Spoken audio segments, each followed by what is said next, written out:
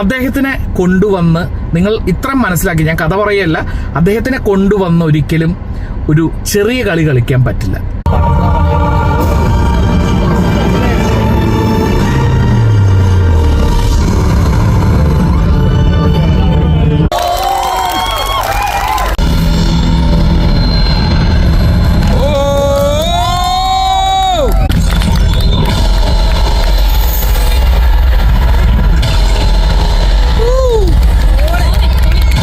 Yes, അങ്ങനെ നമ്മളുടെ എമ്പുരാൻ ഞങ്ങൾ എല്ലാവരും പോയി കണ്ടു.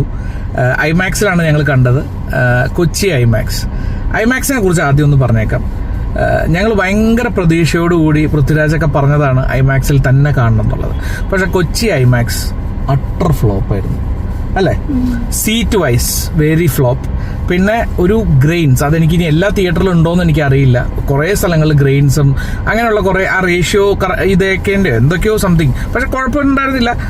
പിന്നെ ഞങ്ങൾ രണ്ടാമത്തെ നിരയിലാണ് നമ്മൾ ഇരുന്നത്, ഫ്രണ്ടിൽ നിന്ന്.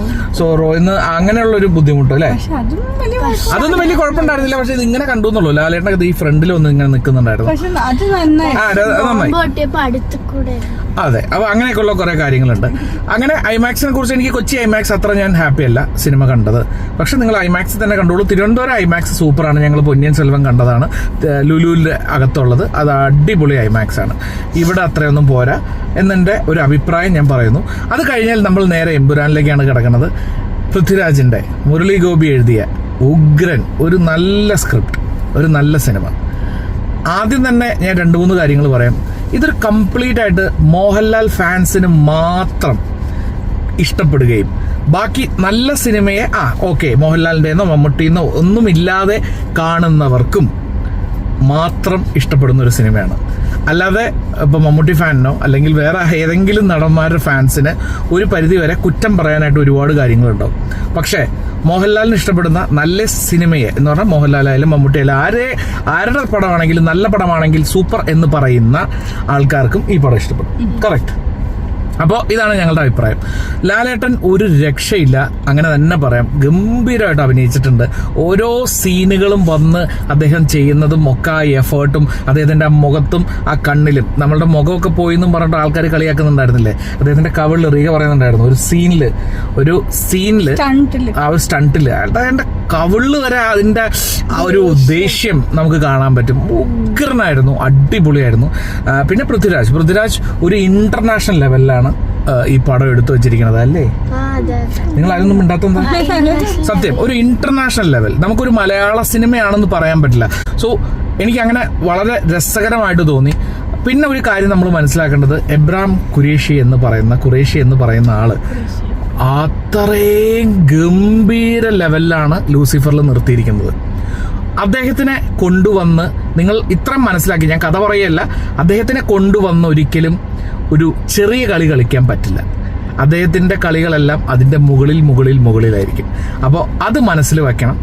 അതേപോലെ തന്നെയാണ് മഞ്ജു വാര്യർ. എന്റെ പൊന്നു മോനെ, മനസ്സിൽ അല്ലേ? മഞ്ജു വാര്യർ ഒരു രക്ഷയുണ്ടായിരുന്നില്ല. കൈയടിച്ചു. റീഗൻ ബർത്ത്ഡേ മഞ്ജു വാര്യറിന് എത്ര നാളായി നമ്മൾ മഞ്ജു വാര്യറിനെ ഇങ്ങനെ കാണാൻ. സ്ട്രോങ് ഒരു യൂസ് ചെയ്ത് പൃഥ്വിരാജിന് താങ്ക്സ്. അതെ, പൃഥ്വിരാജിന് താങ്ക്സ്. കാരണം മഞ്ജു വാര്യർ അടിപൊളിയായിട്ട് കാണിച്ചിട്ടുണ്ട്. ടോവിനോയും കൊള്ളാം. പിന്നെ ഇതിലെ കാര്യങ്ങളൊന്നും നമ്മൾ പറയുന്നില്ല. സിനിമാറ്റോഗ്രാഫി നല്ലതായിരുന്നു. പക്ഷെ ഐമാക്സിൽ എനിക്ക് കണ്ടുകൊണ്ട് നമുക്ക് ചില സ്ഥലങ്ങളിൽ ഗ്രെയിൻസ് കാര്യങ്ങൾ, ഈ നൈറ്റിലൊക്കെ ഗ്രെയിൻസ് കണ്ടു. എനിക്കത് എല്ലാ തിയേറ്ററിലും ഉണ്ടോയെന്ന് എനിക്ക് അറിയില്ല. അതുകൊണ്ട് ഇത് ഐമാക്സിൽ, ഞാൻ കൊച്ചി ഐമാക്സിലാണ് കണ്ടത്. അവിടെ കണ്ട കാര്യങ്ങളാണ് ഞാൻ പറയണത്. ബാക്കി എല്ലാം നല്ലതായിരുന്നു. ഫ്രെയിംസ് നല്ലതായിരുന്നു. സിനിമ മ്യൂസിക് ദീപക് ദേവ് മോനെ ചക്ര അടിപൊളി. ബാക്ക്ഗ്രൗണ്ട് സ്കോർ നമ്മളങ്ങ് എൻഹാൻസ് ചെയ്യും സിനിമ ഒരു ഇന്റർനാഷണൽ ലെവലിലേക്ക് കൊണ്ടുപോകും. സീൻ മാത്രമല്ല, എല്ലാം ആർമി അവരൊക്കെ വന്ന് ഞാൻ ഇത്രയും എഫേർട്ട് എടുത്ത് മ്യൂസിക് അവിടെ. അതെ, നല്ല രസമുണ്ട്. പിന്നെ ഓരോന്നിനും എടുത്തിരിക്കുന്ന എഫേർട്ട് പറയാതിരിക്കാൻ വയ്യ കേട്ടോ. ഒരു മലയാള സിനിമയാണെന്നുള്ളതിൽ നമുക്ക് അഭിമാനിക്കാം. എല്ലാവർക്കും റോളും ഉണ്ട്. അപ്പൊ ഞാൻ വീണ്ടും പറയുന്നു, ഇതിൽ സർപ്രൈസ് എലമെന്റ് എന്ന് പറഞ്ഞിട്ട് കാത്തിരിക്കുന്നവരോട് ഒരു പ്രത്യേക അറിയിപ്പ്. നമ്മൾ വിചാരിക്കുന്ന സർപ്രൈസ് അല്ല ഇത്. കാരണം വെറുതെ നമ്മൾ അതിനു വേണ്ടി വെയിറ്റ് ചെയ്തിരുന്നിട്ട് നമ്മൾ ഇപ്പോൾ വെറുതെ അതൊരു എനിക്ക് ഞാൻ ഈ സിനിമ കണ്ടുകൊണ്ട് തോന്നുന്നത് മിസ്ഗൈഡ് ചെയ്യും ചിലപ്പോൾ. കാരണം നമുക്ക് അങ്ങനെ ഒരു ഭയങ്കര സംഭവം അല്ല അത്. ഞാനത് ജസ്റ്റ് ഒന്ന് പറയാണ്. കാരണം ഇപ്പൊ എല്ലാവരും പറഞ്ഞിട്ട് ആ സിനിമയ്ക്ക് വേണ്ടി വെയിറ്റ് ചെയ്യുക. അതേപോലെ തന്നെ പൃഥ്വിരാജ് ഒരു ഇന്റർവ്യൂവിൽ പറഞ്ഞിരുന്നു, ടൈറ്റിലിന് ശേഷം നിങ്ങൾ ഒരു സംഭവം ഉണ്ടെന്ന്.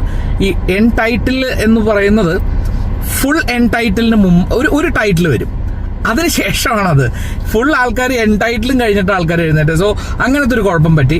പിന്നെ എനിക്ക് തോന്നിയത് ഒരു എൻഡ് കുറച്ചും കൂടി ഗംഭീരമാക്കാമായിരുന്നു. നമുക്ക് പഞ്ചില്ല സംഭവം നന്നായിട്ട് എടുത്തു വെച്ചിട്ടുണ്ട്, ഒരു പഞ്ചില്ലായിരുന്നു. അത് മാത്രമാണ് ഞങ്ങളുടെ ഒരു അഭിപ്രായം. ഇത് ഞാൻ വീണ്ടും പറയുന്നു, മോഹൻലാൽ ഫാൻസിനും അതേപോലെ തന്നെ നല്ല സിനിമയെ കറക്റ്റായിട്ട് വിലയിരുത്താൻ പറ്റുന്നവർക്കും ഈ പടം ഇഷ്ടപ്പെടും. അല്ലാതെ മോഹൻലാലിന് ഇഷ്ടമല്ലാതെ മോഹൻലാലിനെ വെറുതെ ഒരു കുറ്റം പറയാനായിട്ട് ഉള്ളവർക്കാണെങ്കിൽ എന്ത് വേണമെങ്കിലും പറയാൻ പറ്റും. അതിന് ഒരുപാട് കാരണങ്ങളും ഉണ്ടാവും. പക്ഷെ ഇതൊന്നുമല്ല. ഞാൻ കുറച്ചും കൂടി ദിവസം കഴിഞ്ഞ് ഈ സിനിമയെക്കുറിച്ച് ഓരോരോ കാര്യങ്ങളും വെച്ചിട്ട് ഞാൻ റിവ്യൂ ചെയ്യുന്നുണ്ട്. കാരണം എനിക്ക് അതങ്ങനെ പറയണമെന്നുണ്ട്. അതങ്ങനെയാണ് ആ സിനിമ എടുത്തു വെച്ചിരിക്കുന്നത്. പൃഥ്വിരാജ് അടിപൊളിയായിട്ട് പടം ചെയ്തിട്ടുണ്ട്. ഒരു ഞങ്ങൾ കൂവലും ബഹളമായിരുന്നു. ഐമാക്സ് ഒന്നും ഞങ്ങൾ നോക്കിയില്ല. ഞങ്ങളുടെ ലൈനിലുണ്ടായിരുന്ന 3-4 പേര് അടിപൊളിയായിരുന്നു. എല്ലാവരും കൈയ്യടിയും ബഹളമൊക്കെ ഉണ്ട്. പക്ഷെ ഞങ്ങളൊരു 4-5 പേര് കൂവലും ബഹളവും പരിപാടികളും. സിനിമ ഒരു രക്ഷയില്ല, അടിപൊളിയാണ്. മ്യൂസിക് അടിപൊളി, സിനിമാറ്റോഗ്രാഫി അടിപൊളി, എഡിറ്റിംഗ് അടിപൊളി. ഒരു ഫൈറ്റ് ഉണ്ട് മോനെ, ഒരു ഇന്റർവെല് കഴിയുമ്പോൾ ഒരു പഞ്ചുണ്ട് മോനെ, അതൊക്കെ വേറെ ലെവലാണ്. മോഹൻലാൽ അങ്ങ് രസകരമായിട്ടുള്ള ഒരു ഇൻട്രോ, എനിക്കൊന്നും പറയുന്നില്ല. നിങ്ങളത് തിയേറ്ററിൽ തന്നെ പോയി കാണണം. ഐമാക്സ് കൊച്ചിയിൽ ഞങ്ങൾ ഡിസപ്പോയിന്റഡ് ആയിരുന്നു, കറക്റ്റ് അല്ലേ? നമുക്ക് അത്ര ഹാപ്പി ആയില്ല. സീറ്റ് അടക്കം നമുക്ക് ഇഷ്ടപ്പെട്ടിട്ടില്ല. പക്ഷെ ചിലപ്പോൾ തിരുവനന്തപുരം ഐമാക്സ് അടിപൊളിയാണ്. ഞങ്ങൾ പൊന്നിയൻ സെൽവൻ ഞങ്ങൾ കണ്ടതാണ്. സോ നിങ്ങൾ ഏറ്റവും നല്ല സ്ക്രീൻ നോക്കി ഏറ്റവും നല്ല തിയേറ്ററിൽ പോകൂ. തൃശ്ശൂർ രാഗം അടിപൊളിയാന്ന് എനിക്ക് തോന്നുന്നു. അവിടെ പോയി കാണാം.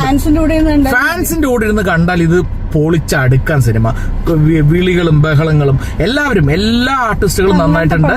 അങ്ങനത്തെ ഒരു സിനിമയാണ്. അതുകൊണ്ട് നിങ്ങൾ മനസ്സിലാക്കേണ്ടത് ലാസ്റ്റ് ഒരു ഡയലോഗ്, ഖുറേഷി എബ്രഹാം എന്ന് പറയുന്ന ആള് ഒരുപാട് വളർന്നിരിക്കുന്ന ഒരാളാണ് ലൂസിഫറിൽ. ഇന്റർനാഷണൽ ലെവലിലാണ്.